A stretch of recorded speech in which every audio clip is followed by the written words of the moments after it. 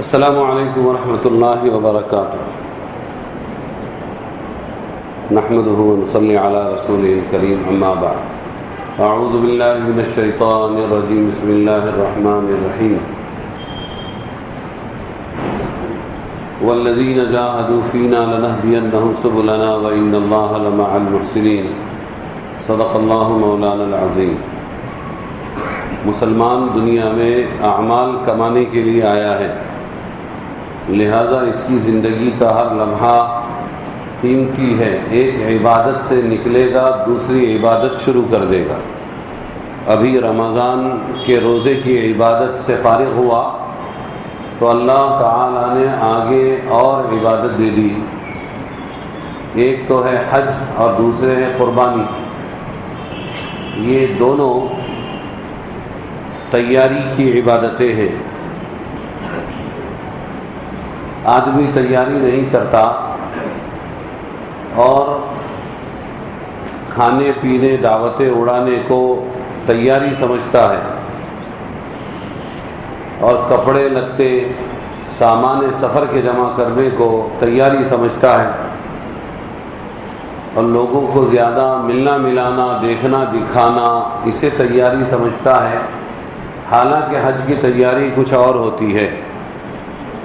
اسی لیے صحیح معنوں میں جو حاجی ہے وہ جا کر وہاں پہنچ کر جو اس کا احساس ہوتا ہے وہ یہ کہ ہزاروں یہ حسرت رہ گئی دل میں کہ حج کرنا نہ سیکھا تھا، کفن بردوش جا پہنچا مگر مرنا نہ سیکھا تھا۔ ہزاروں منزلیں آئی گئیں میں رہ گیا سوتا، دل بیدار ہی لے کر نہ پہنچا تھا تو کیا ہوتا۔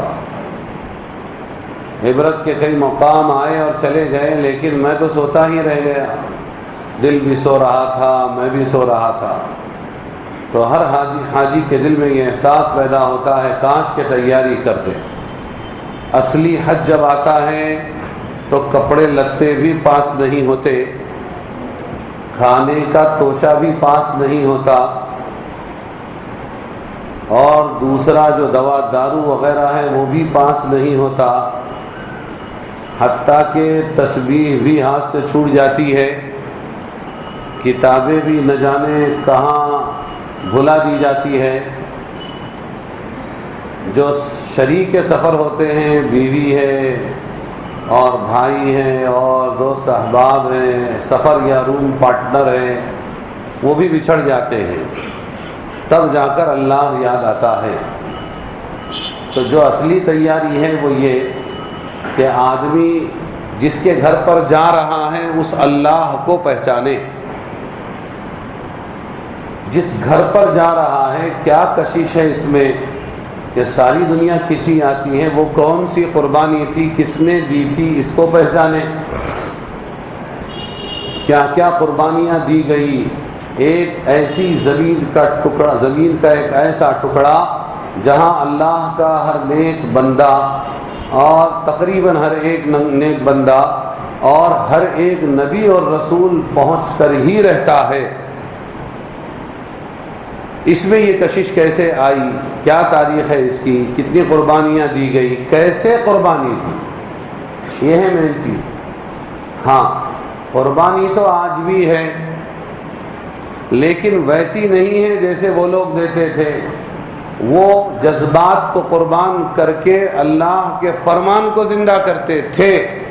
ہم اللہ کے فرمان کو قربان کر کے اپنے جذبات کو زندہ کرتے ہیں۔ دین کا ہر عمل ہم کرتے ہیں، لیکن اپنے منشے کے مطابق اور اپنی مرضی کے مطابق اور اپنی چاہت کے مطابق اور لوگوں کی چاہت کے مطابق اور لوگوں کے منشے کے مطابق اور اپنے سماج اور رواج کی سوچ کے مطابق جو لوگ کر رہے ہیں وہ ہم کرتے ہیں، پلٹ کے یہ نہیں دیکھتے ہیں کہ ہمارے نبی نے کیا کیا تھا۔ تو تیاری جو ہے اصل میں وہ کھانے پینے کی تیاری، سامان سفر لینے کی تیاری نہیں ہے۔ پیسہ ہے تو ہر جگہ وہ سامان مل جائے گا جو ہمارے یہاں ملتا ہے. لیکن اصل جو تیاری ہے اللہ کی یاد میں بیٹھے رہنا، طواف کرتے رہنا، کعبے کو محبت کی نظر سے دیکھنا، اپنے قدموں کو بازاروں سے بچا کر اللہ کے گھر کے طواف میں لگانا، قرآن پاک کی تلاوت کرنا، اندر ہونے والی عبادتوں کو صحیح کرنا. ہم دیکھتے ہیں حج میں جاتے ہیں کہ اللہ اکبر کہہ کر سلام پھیرنے کے بعد ایک دوسری نماز شروع ہوتی ہے، وہ ہے نماز جنازہ. اور لوگوں کو نہیں معلوم ہے کہ نماز جنازہ شروع ہو رہی ہے، لہٰذا وہ بھی اللہ اکبر کہہ کے اپنی نیت باندھ لیتے ہیں. کچھ نہیں معلوم کون سی نماز ہو رہی ہے، ابھی سلام پھیرا امام صاحب نے. پھر جب وہ دوسری تکبیر کہتے ہیں امام صاحب تو یہ رکوع میں جاتے ہیں. نماز جنازہ کی دوسری تکبیر یہ جاتے ہیں رکوع میں. جب وہ تیسری تکبیر کہتے ہیں تو یہ کھڑے ہوتے ہیں. جب وہ چوتھی تکبیر کہتے ہیں تو یہ سجدے میں جاتے ہیں. اور پھر اس کے بعد السلام علیکم کی جب آواز آتی ہے تو ان کی سمجھ میں نہیں آتا ہے کیا ہو رہا ہے. یہ حسرت رہ گئی دل میں کہ حج کرنا نہ سیکھا تھا، کفن بردوش جا پہنچا مگر مرنا نہ سیکھا تھا. یہاں تعلیم ہوتی ہے. ایک مرتبہ چند سال پہلے تعلیم ہو رہی تھی اور اس تعلیم میں شرکت کے لیے عشاء کی نماز تھی. عشاء کی نماز میں ایک صاحب آئے، وہاں وضو کر رہے تھے. تو وضو یہ تھا ان کا،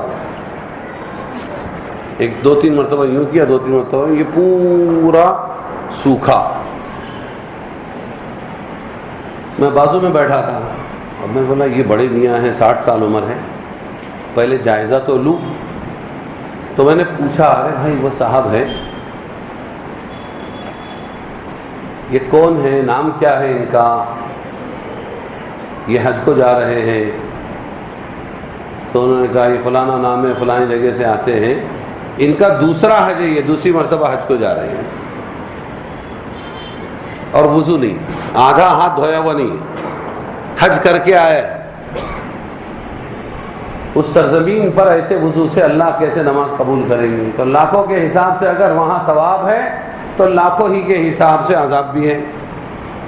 یہ ساری بیماری کاہے کی ہے؟ یہ بیماری ہے نہ سیکھنے کی. یہ مسلمان جو ساری دنیا کو سکھاتا تھا اور معلم ناس بنا کر بھیجا گیا تھا، آج یہ بیچارہ اپنے دین کو سیکھتا ہی نہیں ہے. یہ اپنے آپ کو ٹھیکیدار مسلمان سمجھتا ہے کہ اپن مدار چھلنا کے محلے میں رہتے ہیں، پونا کے ماحول میں رہتے ہیں اور بڑے بڑے مولانا کو دیکھتے ہیں. تو بڑے بڑے تاجروں کو بھی دیکھنے سے آپ کے گلے پہ پیسے آ جاتے ہیں. ماحول میں رہیں، مارکیٹ کے ماحول میں جا کر ایک چکر مار کے آؤ، دل کو دلاسا دے دو. بڑی مارکیٹ میں روزانہ ایک چکر لگاتا ہوں تو میں بھی بڑا مالدار بن گیا، میرے گلے میں بھی پیسے آتے ہیں. نہیں، ہوں گی بڑی مارکیٹ لوگوں کی، لیکن میرا کیا؟ میں جب تک محنت نہیں کروں گا، میں جب تک تجارت نہیں سیکھوں گا، میری بھی ایک چھوٹی سی ٹپری نہیں ہوگی، میری بھی صبح سے شام تک محنت نہیں ہوگی، اس وقت تک کہ میرے گلے میں کچھ نہیں آنے والا، ورنہ بیگانی شادی میں عبداللہ دیوانہ. لیکن دین ہی ایک ایسا مظلوم ہے کہ دین کے بارے میں مسلمان سیکھنا ضروری نہیں سمجھتا. تو ایک تو ہم رمضان کے روزے سے فارغ ہوئے ہیں، حج کی تیاری، اور دوسرے قربانی کی تیاری. وہاں حج میں قربانی بھی ہے. اور یہ جان لو اچھی طرح کہ قربانی بکرے کی قربانی نہیں ہے. حضرت ابراہیم علیہ السلام کو کعبہ بن جانے کے بعد اللہ تبارک و تعالیٰ نے، کعبہ بننے سے پہلے اللہ تعالیٰ نے خواب دکھایا، بیٹے کو ذبح کر رہے ہیں، ابھی وہ چلنے پھرنے کے قابل ہوا. تمہارے یہاں کتنے سال میں بچہ چلنے پھرنے کے قابل ہوتا ہے؟ 3 سال، 4 سال، 5 سال، کتنے سال؟ بولو نا، کتنے سال میں چلتا ہے بچہ آرام سے؟ ارے بولو تو صحیح. 3 سال. 3 سال کی عمر میں بچہ اپنے ابا کے ساتھ چلنے پھرنے کے قابل ہوا. قرآن یہی کہتا ہے، وہ عمر نہیں بتاتا، اتنے مہینے، اتنا ٹائم، موسم کیا تھا، وہ سب سے. قرآن ایک ہدایت کی کتاب ہے، وہ خالی باتوں کی کتاب نہیں. جب بچہ باپ کے ساتھ چلنے پھرنے کے قابل ہوا، فلما بلغ معه السعی، تو خواب دیکھا اپنے بیٹے کو ذبح کر رہا ہوں. 1 بار، 2 بار، 3 بار. نبی کا خواب ہے. آ کے اس بچے سے پوچھ رہے ہیں، بیٹا میں نے خواب میں دیکھا ہے تجھے ذبح کر رہا ہوں، تو بیٹے کا اس وقت کا جواب یہ ہے یا ابت فعل ما تؤمر، ابا جان جو اللہ نے تم کو حکم دیا ہے آپ وہ کر گزریے، مجھے ذبح کر دے، آپ مجھے صبر کرنے والا پائیں گے۔ اور پھر لے جا کر پوری تیاری کی ذبح کرنے کی، تفصیلات ہے، شیطان نے روکا، باپ پر کیا گزرا ہوگا، اور 100 سال کی عمر میں ملی ہوئی اولاد تھی، ایک ہی پہلا بیٹا، اور بیوی پر کیا، اس کے بچے کی ماں پر کیا گزرا ہوگا، وہ سب اپنی جگہ۔ ذبح کرنا چاہا تو اللہ تعالیٰ ظالم نہیں ہے، امتحان لیا، ان ھذا لہو البلاء المبین، یہ کھلا امتحان تھا۔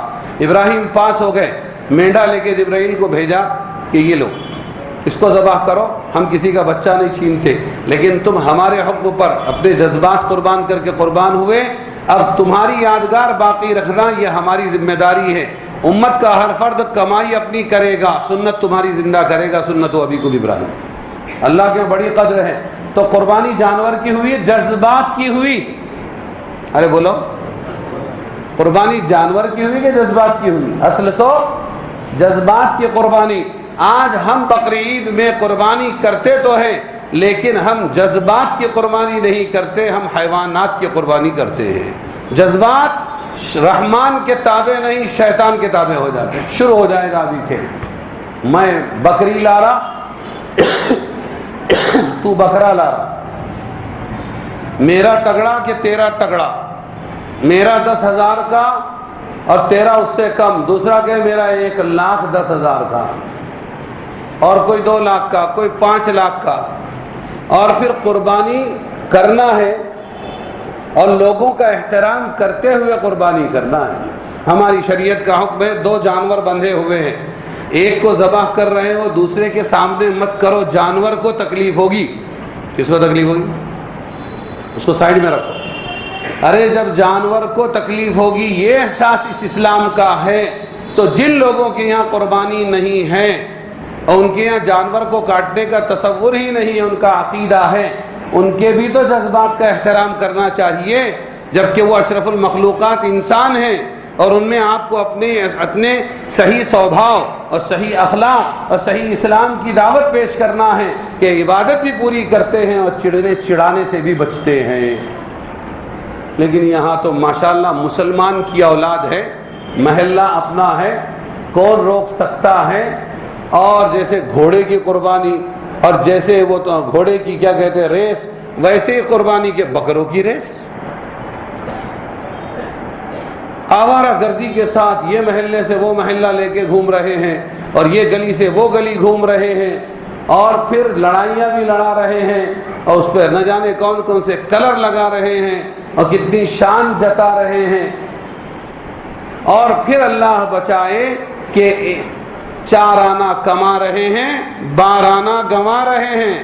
وہ کیسے کہ قربانی ہے بھائی، اللہ کی عبادت ہے، کون مخالفت کر سکتا ہے؟ لاؤ دوسروں کے گھر کے سامنے بکرے باندھو، لینڈیاں تم کو مبارک، گندگی تم کو مبارک، باس تم کو مبارک، ستیہ ناش تم کو مبارک۔ پھر اخبار میں چھاپنے والا چھاپتا ہے، ان کو تو موقع چاہیے، 80 گائے قتل کے لیے، اور زالہ اور ٹیرس ورک کے لیے، اور یہ کے لیے اور وہ کے لیے، موقع کون دے رہا ہے؟ ہم۔